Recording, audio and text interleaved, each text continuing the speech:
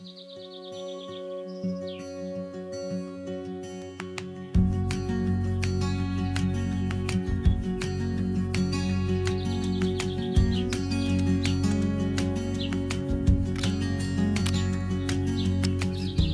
sommes sur de la mondeuse noire, sur un cordon permanent. Ce cépage-là, mondeuse noire, il a des yeux très proches de la couronne. Les premiers yeux sont très proches de la couronne. Et souvent vous nous demandez, mais alors quel est le premier œil franc ou quel est le bourrillon? En fait, vous allez voir que ce n'est pas très important. Ce qui est le plus important, c'est de savoir quel est l'œil de continuité et comment la plante va se comporter une fois qu'on aura sélectionné les yeux que l'on va conserver et que les rameaux se seront développés. L'année suivante, il va falloir supprimer un des deux bois pour partir sur le second. Et donc il faudra à ce moment-là regarder que l'espacement entre les deux rameaux puisse permettre le recouvrement et l'alimentation de la couronne du sarment supprimé. Elle est là. Ça tourne comme ça. Sur la taille en cordon permanent, habituellement, tous les tailleurs ont tendance à toujours partir sur le courson, sur le rameau du bas pour prolonger. Et donc ils vont faire soit une coupe directement dans le bois de 2 ans, soit supprimer directement, intégralement la couronne pour éviter les pampres. Que ce soit l'une ou l'autre des solutions, couper sur du bois de 2 ans ou supprimer la couronne pour éviter les pampres, vous faites rentrer de l'air dans le courson de l'année précédente. Et en faisant rentrer de l'air dans ce courson de l'année précédente, vous gênez le système vasculaire pour l'alimentation du rameau de continuité. Donc il faut éviter ce fonctionnement-là. La plupart du temps, donc, chaque viticulteur va tailler ici ou ici, et c'est de mauvaises solutions. Nous, on vous propose de toujours supprimer celui du bas en conservant la couronne, enlever le chicot et tailler à 2 yeux suffisamment décalés. Ça permet de conserver, en faisant ça, grâce à la couronne ici, qui est complètement fermée avec son cône d'insertion, et simplement la réduction du chicot, de conserver l'intégralité de la nouvelle couche de bois qui a été créée dans l'année, vivante et surtout étanche. Ça va favoriser le débourrement des rameaux du haut, faciliter le recouvrement d'une nouvelle couche de bois grâce à l'alimentation du cambium par les feuilles. C'est beaucoup plus efficace, beaucoup plus positif pour la plante, ça va lui permettre de durer beaucoup plus longtemps et de ne pas avoir des problématiques sur les porteurs de mortalité sur le cordon permanent. Donc on va tout le temps partir sur celui du haut pour faire des plaies sur du bois de 1 an. Donc on coupe celui du bas, on conserve la couronne, on coupe le chicot. Et puis là ici on va choisir 2 yeux suffisamment décalés de manière à ce que celui du haut puisse venir alimenter la couronne de celui du bas l'année prochaine. La direction de l'œil qui nous intéresse doit être favorisée comme second œil franc pour l'année prochaine, comme second œil, comme l'œil le plus éloigné. Donc je vais couper ici. L'année prochaine, j'aurai 2 sarments qui pousseront l'un en face de l'autre, bien sûr, avec l'œil franc ici, le premier œil franc qui sera bien orienté pour poursuivre, et le bourrillon ici, qui est fructifère sur la mondeuse, qui sera en dessous.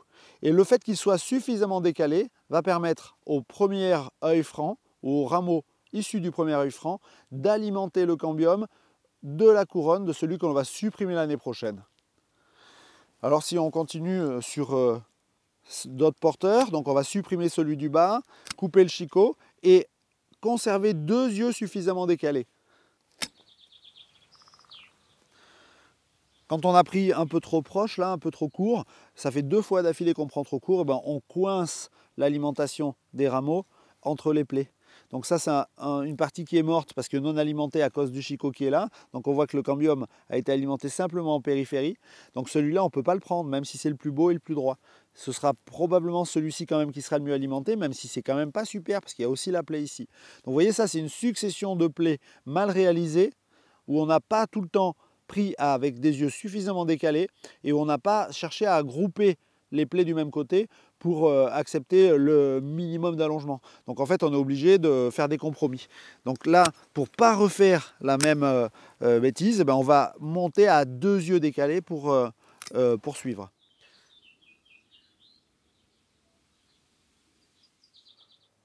Je conserve la couronne de celui du bas. Et je supprime le chicot assez court et je taille à 2 yeux suffisamment décalés. Et là, on voit que l'œil de la couronne ici et le premier œil franc ne sont pas suffisamment décalés, donc je vais tailler à 2 yeux francs sur celui-ci.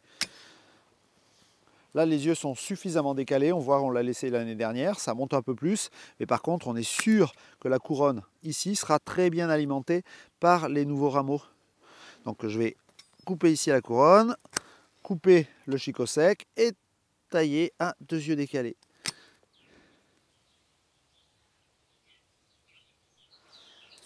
Donc là, je supprime celui du bas, en conservant la couronne bien sûr. J'enlève le chicot sec en le coupant à ras du vivant.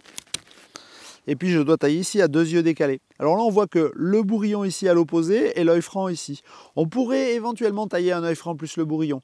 Mais pour plus de sécurité, je vais vraiment tailler à 2 yeux décalés. Et donc couper sur le diaphragme supérieur.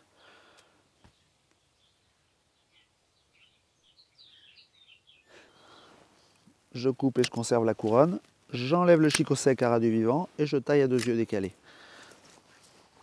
J'enlève la couronne.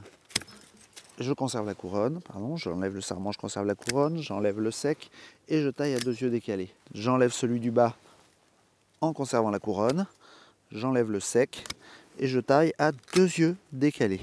Ici, j'enlève celui du bas en conservant la couronne, j'enlève le sec ici et je taille à 2 yeux décalés. Et là, un œil franc plus le bourrillon, ça peut convenir. Là, on voit qu'on a un porteur qui a été rajouté ici. On s'est servi l'année dernière des 2 bois qu'il y avait sur le petit sarment qu'il y avait ici. On avait 2 bois de chaque côté.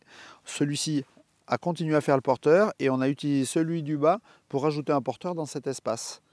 Donc là, aujourd'hui, on voit que ce porteur a bien fonctionné. On va pouvoir l'installer sur cette partie-là.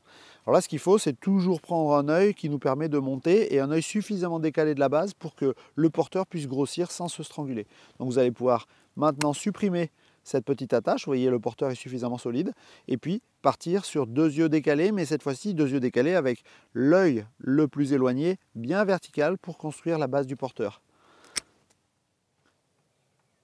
Et on continue en taillant, toujours avec la couronne conservée en dessous, le chicot sec qui est retaillé et la conservation de 2 yeux décalés et la coupe sur le diaphragme supérieur. On continue ici, on taille, on conserve la couronne, on supprime le sec à ras de la partie vivante et on taille à 2 yeux décalés. Là, on peut se permettre de monter moins si on veut, de faire le bourrillon à un œil franc, ou si on veut plus de sécurité, taillé à 2 yeux francs vraiment décalés, mais il faut accepter simplement que ça s'allonge un peu plus. Là, comme celui-là, il était un peu plus bas que celui-ci, je me permets de monter sur 2 yeux francs, ce qui va me permettre de rattraper et d'avoir à peu près tous les coursons et tous les porteurs à la même hauteur.